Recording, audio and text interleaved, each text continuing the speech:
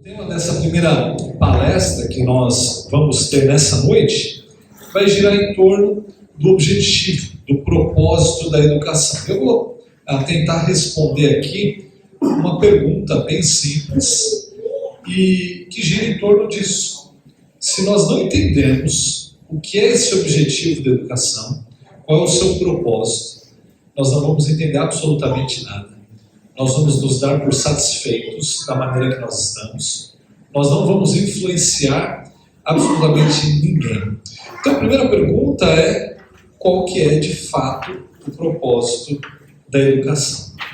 Você já parou para pensar o porquê que você envia os seus filhos para a escola por 10, 12, 13, 14 anos, depois faculdade, depois pós-graduação, alguns vão fazer mestrado, doutorado? Por que você passou todo esse tempo da sua vida trancado dentro de uma escola? Qual que era o propósito disso tudo? Por que você ficou ali e se submeteu a todos esses anos de escolarização? E por que você se deu por satisfeito quando você terminou tudo isso? Eu creio que todos nós temos uma resposta a essa pergunta. E você provavelmente já encorajou alguma criança que chegou para você dando uma resposta para ela, e talvez você nem tenha percebido que resposta você deu. Mas talvez a maneira que você disse, e o que você disse foi o seguinte: você precisa estudar para entrar numa boa universidade. Você não sabe o que falar, né?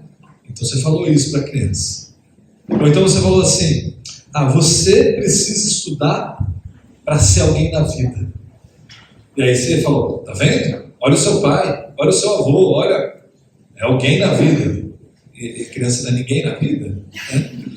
Você precisa estudar para conseguir um bom emprego. E muito provavelmente você ou eu já respondemos dessa maneira também. Você já ouviu alguém dizer essas coisas, dizendo que você deveria estudar para passar num bom vestibular, né? É o que nós ouvimos recorrentemente. Mas talvez você pertença a um grupo um pouquinho mais sofisticado, que entende a educação como algo um pouco mais nobre, e você já encorajou as crianças falando o seguinte: você precisa estudar para você se desenvolver, para você se destacar, para que você seja alguém inteligente, alguém que consiga realizar muitas coisas. Agora, se nós reuníssemos todas essas respostas, nós poderíamos concluir aqui que todas elas apontam para a seguinte conclusão: o propósito da educação é estudar para o seu próprio benefício, para o seu próprio desenvolvimento. Se somar tudo isso que a gente está falando aqui, a resposta é essa. Agora, o que eu sugiro nessa palestra, nessa primeira palestra, é que essa visão, por mais nobre, por mais humilde que ela possa parecer, ela está completamente equivocada. Completamente equivocada. Porque ela reflete uma visão de mundo que está muito aquém da nossa cosmovisão cristã. Eu quero dizer é que essa visão de que o propósito da educação é o alto benefício é uma visão completamente limitada, completamente humanista, e ela é completamente contrária à cosmovisão cristã. E que nós muitas vezes simplesmente a aceitamos.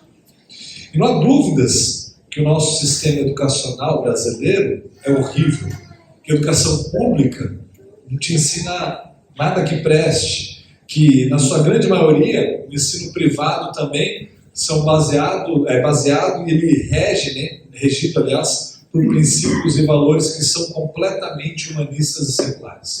Não tenho dúvidas disso. Em 1980, antes de eu nascer, eu já tenho ideia da minha idade, né? O pastor já falecido Jay Adams, bem conhecido pelo aconselhamento bíblico, ele já dizia que se há uma área na qual o humanismo tem obtido maior sucesso, é na área educacional. Quando você ouvir humanismo, hoje em dia, você pode substituir pela palavra secularismo. ou mundanismo. Ele dizia assim: uma área em que o humanismo teve mais sucesso em ganhar convertidos, em propagar seus pontos de vista, foi e continua sendo na educação. Ou seja, tanto as escolas públicas como a imensa maioria das escolas particulares, escolas seculares, até mesmo várias escolas cristãs, elas já se renderam à premissa que é falsa de que a educação é um empreendimento meramente neutro e elas se entregaram ao humanismo. E aí, Adams continua dizendo o seguinte: a fim de livrar os seus alunos das correntes do cristianismo tradicional e bíblico, o humanismo tem ensinado ao aluno moderno a questionar e a aceitar absolutamente nada. Eles têm aprendido a rejeitar a autoridade em nome da objetividade científica. Eles fazem isso ao mesmo tempo que eles são capazes de ignorar a ciência quando lhes convém. Então, o homem, ele pode virar uma mulher, a mulher pode virar um homem. A ciência não existe aí. Os absolutos, exceto, é claro, os absolutos do humanismo, são defeitos em favor, ou desfeitos em favor do relativismo. A verdade é desacreditada, a verdade é substituída por aquilo que é pragmático, a verdade é substituída por aquilo que é utilitário, por aquilo que é operacional. E aí, no final de tudo isso, eles ainda prometem para os pais que eles pegam o seu filho e vão formar do seu filho um cidadão que, na verdade, vai ser um líder do século XXI. Basta você visitar alguma escola por aí, que é isso que eles vão te vender. Mas, mesmo no meio dessa bagunça toda, existem outros tipos de escolas. Existem aquelas que nós dizemos que são um pouco menos libertinas, ou um pouco menos imorais, que na verdade elas estão buscando formar alunos em uma linha um pouquinho mais tradicional. Então você olha para essa escola, você fala: olha, essa não é tão ruim assim. É uma escola com princípios, E é uma escola que, na verdade, ainda é manchada pelo humanismo e pelo secularismo. E o propósito de diversos educadores sérios é, na verdade, de formar esses alunos que estão nessas escolas intelectualmente, academicamente. Eles querem pegar essas crianças e fazer com que elas sejam capazes de entrar em qualquer universidade pública de renome. Que elas consigam alcançar o sucesso, seja lá o que isso signifique. Mas perceba que tanto uma visão quanto a outra, elas se resumem a algo que é, de novo, utilitário e pragmático. Porque em ambas, o que nós temos aqui é o desenvolvimento do aluno para quê? Para o seu auto-benefício. Ele vai se desenvolver para conseguir alguma coisa que ele quer, para ele, para que ele se dê bem, para o sucesso dele. E se a educação tem como propósito o benefício próprio do aluno, o seu auto-benefício, essa educação não passa de uma educação egoísta. É isso que nós podemos entender. Ela falha em olhar além do indivíduo para Deus e para o seu próximo. E de uma forma idólatra, ela torna a própria criança o fim último da educação. E a gente não para pensar nessas coisas. A gente só segue, só faz, só vive. E agora, antes que eu seja acusado aqui, de me opor ao autodesenvolvimento, ao estudo, à vida intelectual, ao autodidatismo, gente, eu subscrevo a tudo isso. Eu estudo, eu continuo lendo, eu quero que você faça isso também, eu acredito nisso. Porém, o desenvolvimento individual, ele não deve ter como propósito último o eu, e sim Deus e o próximo. Isso que é a Bíblia. É isso que a Bíblia nos ensina. E é justamente isso que deveria ser o verdadeiro propósito da educação. Um desenvolvimento contínuo que leva a criança à semelhança de Cristo, que conduz ao crescimento, à estatura de Cristo, e que visa, ao final dessa educação, por meio dela também, glorificar a Deus. e trazer benefício ao seu próximo, e não assim. Então é isso que nós estamos buscando na educação. Entenda que o autodesenvolvimento, a vida intelectual, o autodidatismo, a capacidade intelectual, destreza acadêmica, habilidade, qualificações, vão te colocar numa ótima universidade, vão te dar um bom emprego, mas a vida não se trata apenas disso. E isso tudo é um subproduto daquilo que nós acabamos de ver. A glória de Deus e o benefício do seu próximo. Percebe? Se você adorar a Deus em primeiro lugar, e obedecer a Deus, glorificar a Deus e buscar isso com a sua vida, e você amar o seu próximo como a você mesmo, não tem como você permanecer medíocre. Porque se eu quero fazer o melhor para Deus e para o meu próximo, eu vou ter que me desenvolver. Eu vou buscar as melhores soluções. Eu vou estudar, eu vou ler os melhores livros. Eu vou me desenvolver. Logo, o subproduto dessa busca vai ser o seu autodesenvolvimento.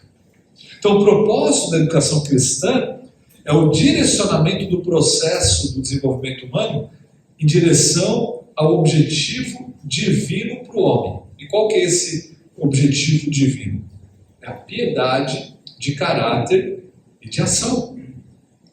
Então nós olhamos para a palavra de Deus e nós enxergamos isso, por exemplo, lá em 2 Timóteo 3,17.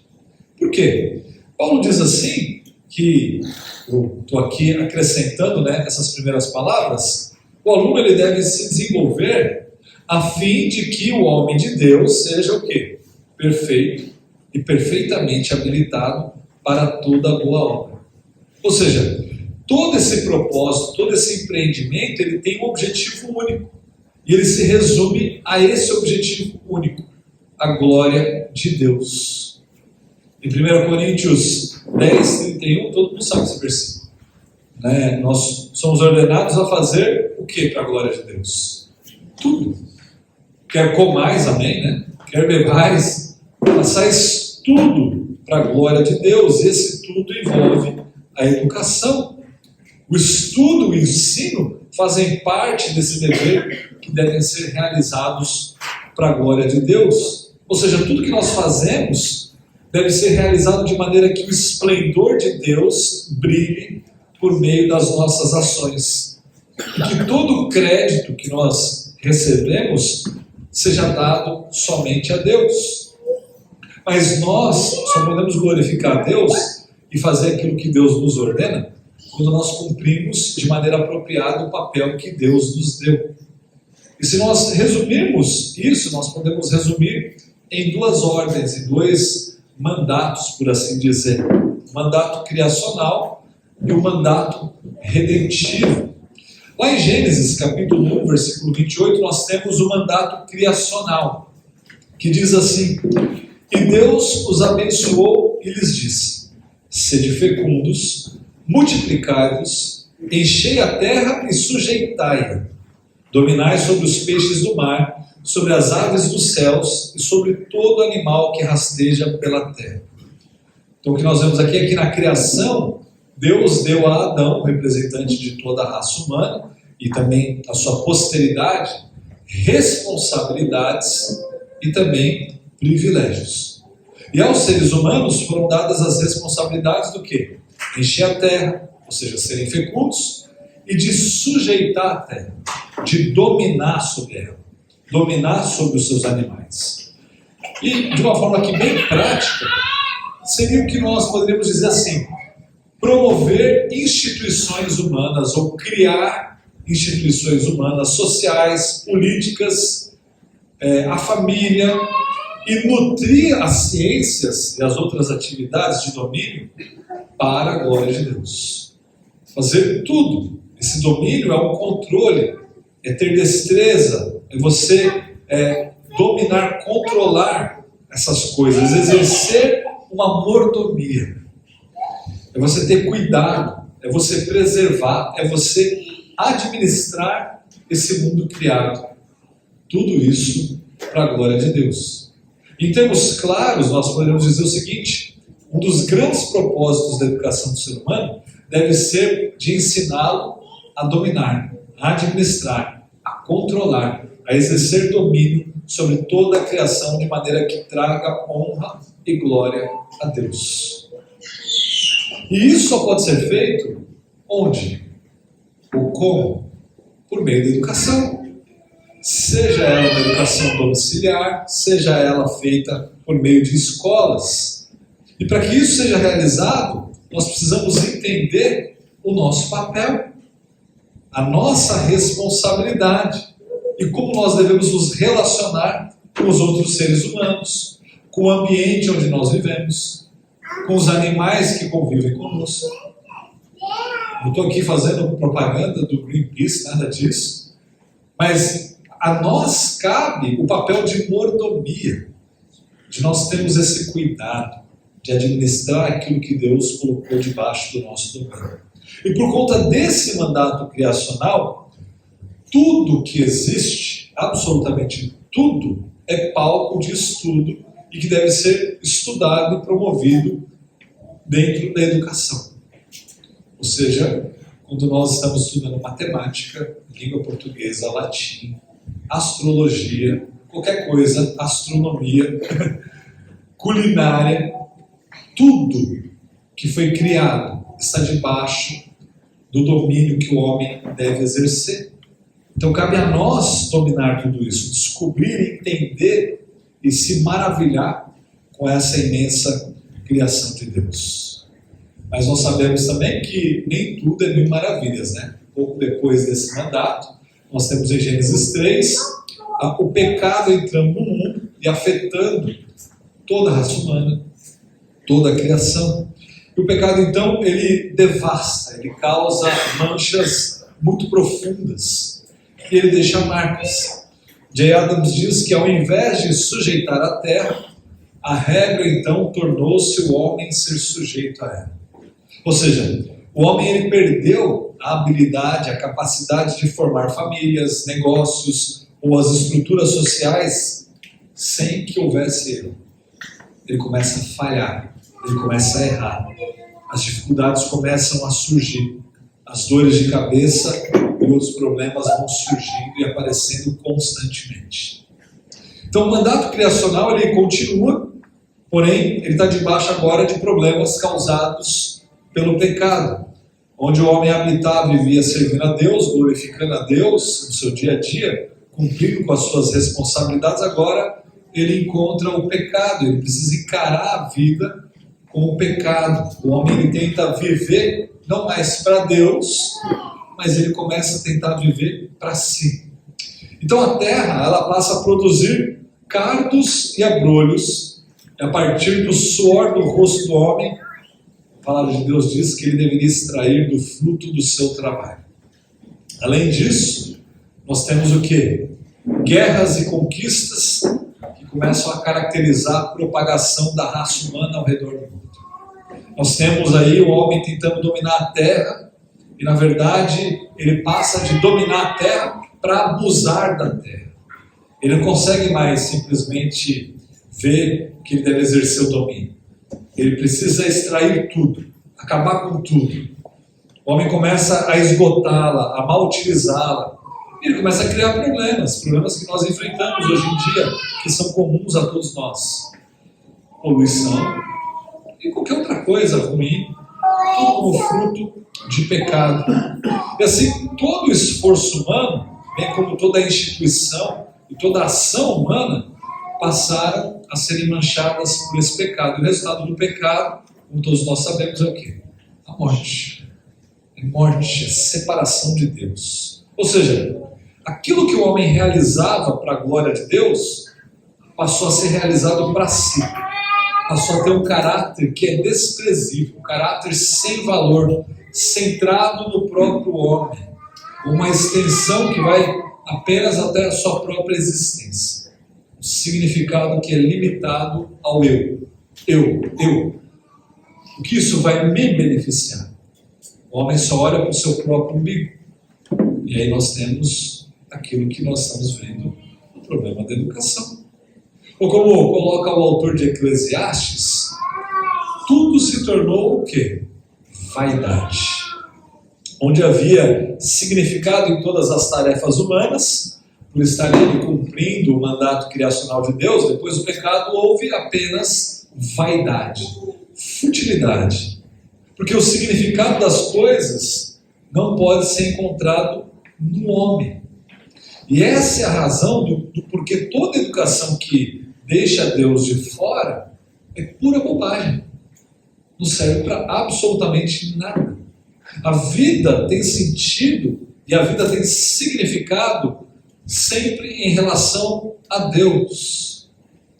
Por isso que quando nós olhamos para o sistema educacional, para a realidade da educação brasileira e até mundial, uma educação secular, humanista, ou até mesmo, em alguns lugares, uma educação que se diz cristã, mas que não reconhece o senhorio de Cristo em todas as coisas, ela é, em última instância, vazia, completamente desprovida de significado.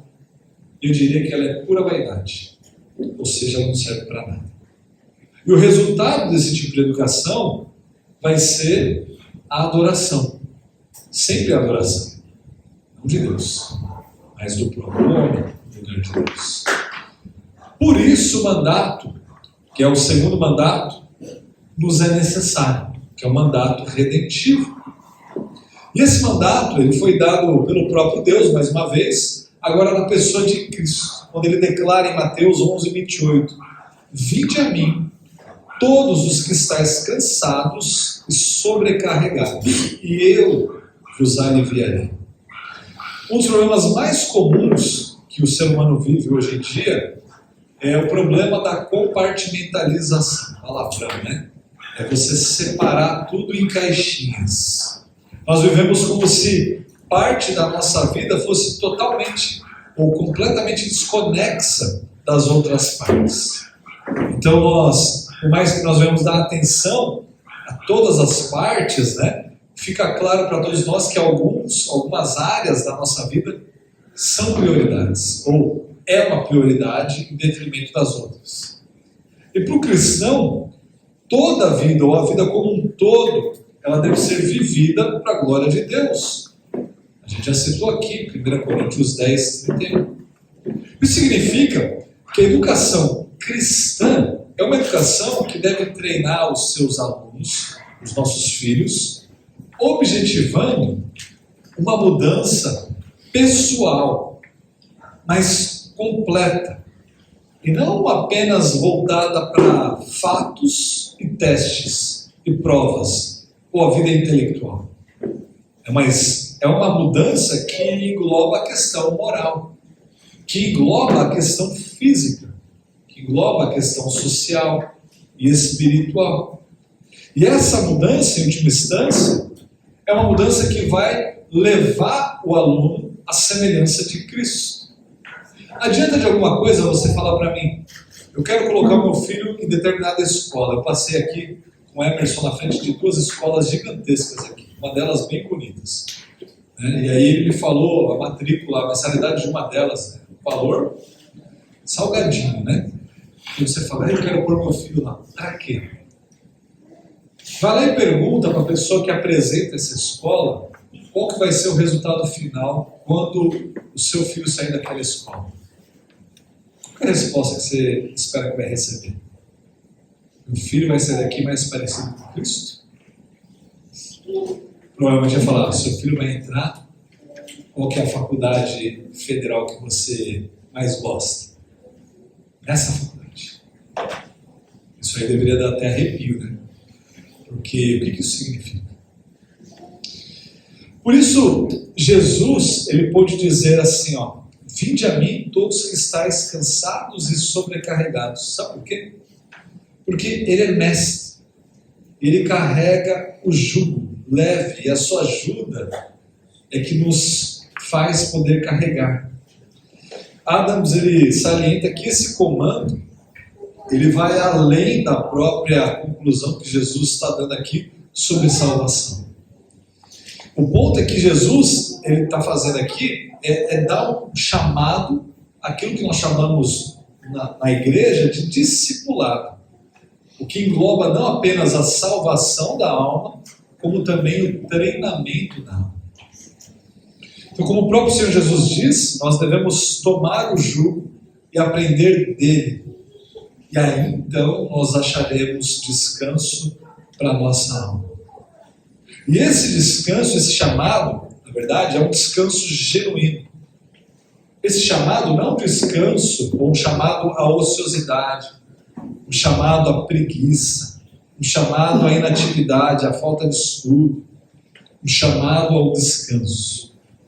Não se trata aqui de um alívio de cargas, como o humanismo que ensina que você deve fazer tudo por conta própria, ou o relativismo, em que nós aprendemos que nada é certo ou verdadeiro, que não há absolutos, ou que falta de sentido e futilidade de tudo que nós fazemos, ou o egoísmo dessa educação moderna desprovida de Deus, em que tudo serve para si próprio. É diferente de tudo isso. Cristo nos liberta de absolutamente tudo isso. Ele nos transforma ao ponto que aquilo que não tinha sentido acaba se tornando em algo que é verdadeiramente glorioso, porque revela a grandeza do Deus que nós adoramos, a grandeza do Deus que criou todas as coisas. Então, o que a educação desprovida de Deus pode oferecer é no máximo o que o autor de Eclesiastes escreve como correr atrás do vento, vaidade de vaidades. E sem Cristo nós podemos ler as seguintes palavras em Eclesiastes, imaginando como um aluno recém-formado numa escola secular, onde Cristo é deixado de lado. Esse aluno diria o seguinte: apliquei o coração a esquadrinhar e a informar-me com sabedoria de tudo quanto sucede debaixo do céu. Este enfadonho trabalho impôs Deus aos filhos dos homens, para nele os afligir. Atentei para todas as obras que se fazem debaixo do sol, e eis que tudo era vaidade e correr atrás do vento. Aquilo que é torto não se pode endireitar, e o que falta não se pode calcular. Apliquei o coração a conhecer a sabedoria e a saber o que é loucura e o que é estultícia. E vim a saber que também isso é correr atrás do vento. Porque na muita sabedoria há muito enfado, e quem aumenta a ciência aumenta a tristeza. O que eu quero dizer é que sem fé é impossível agradar a Deus. É que sem fé todo aquele esforço acadêmico e empreendimento intelectual depositado nos seus estudos, na verdade, se resume a correr atrás do vento. Já o chamado de Cristo é um convite para que nós aprendamos dele. Cristo nos promete descanso, a colocar sobre ele o nosso jugo. E diferente daqueles que não nos servem, quem coloca sobre nós um jugo que nós não conseguimos carregar e que no final das contas não tem significado nenhum, não é Cristo, mas são essas outras coisas que não agradam a Deus. Logo, o propósito da educação é introduzir as pessoas a um ensino de fato libertador e refrescante de Cristo sobre a vida em todas as perspectivas, o que vai permitir a elas entender e entrar nas atividades de sujeição e domínio, que eram a essência do mandato criacional. Essa obra redentiva de Cristo nos cristãos, ela permite a eles dar a Deus toda a glória que lhe é devida, em todas as áreas. Então, quando nós reconhecemos que o nosso chamado é a semelhança de Cristo, e que nós devemos buscá-lo, servindo a Deus, amando a Deus em primeiro lugar, amando o nosso próximo como a nós mesmos, nós vamos estar aptos a nos desenvolver da melhor forma possível para melhor servir a Deus e o nosso próximo. Dessa maneira, a conclusão que nós chegamos é de que a educação ela tem como propósito último levar o homem a glorificar a Deus, formá-lo, forjá-lo à semelhança de Cristo, conduzi-lo ao desenvolvimento em todas as áreas como o próprio Senhor Jesus Cristo se desenvolveu em todas as áreas. Lembra de Lucas 2,52? Estatura, sabedoria e graça perante Deus e os homens.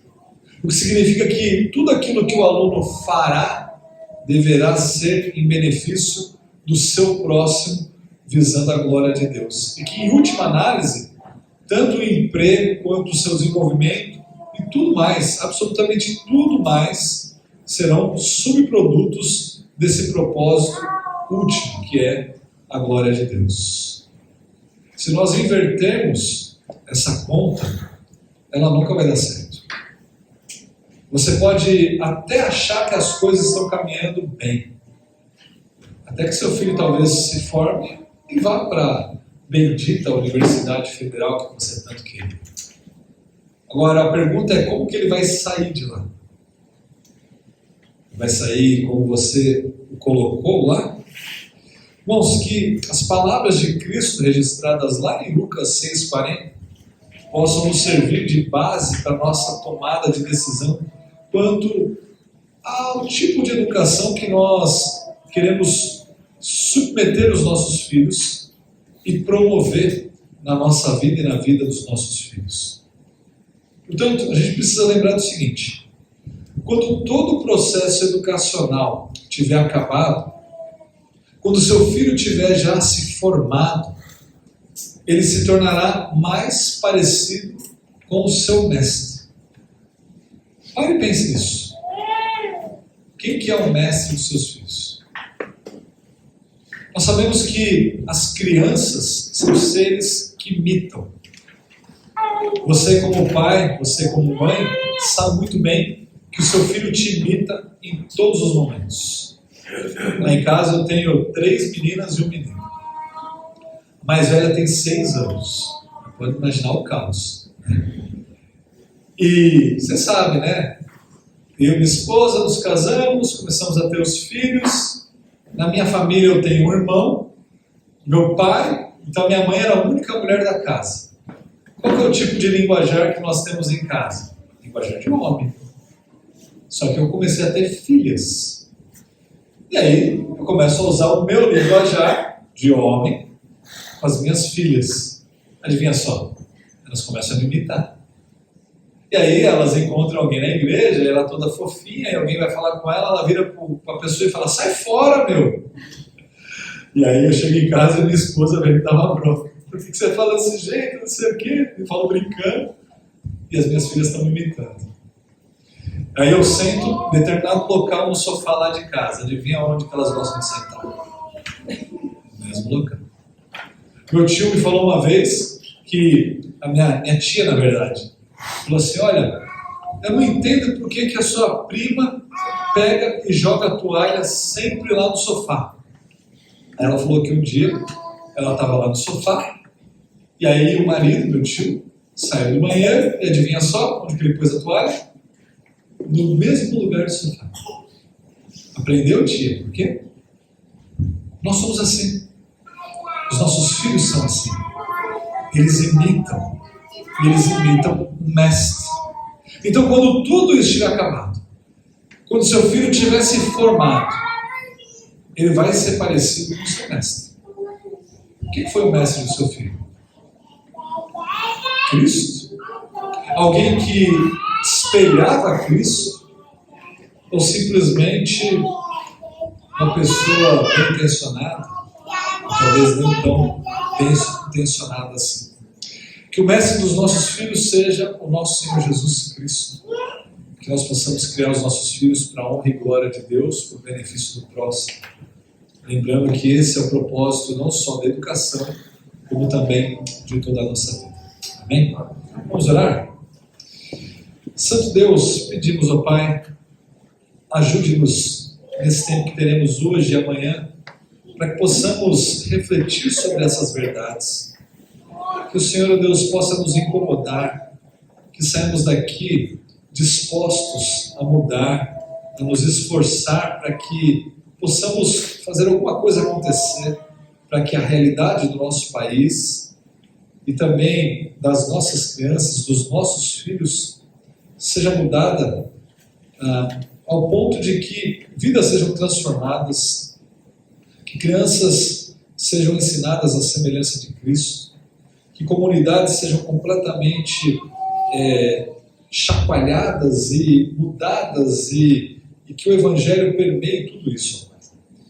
Nos ajude a entender a necessidade de ensinarmos essa geração e as próximas nos caminhos do Senhor e a nossa responsabilidade como pais, que somos, ó Deus, educadores dos nossos filhos também. Tudo isso, ó Deus, nós te pedimos no nome do nosso Senhor Jesus Cristo. Amém.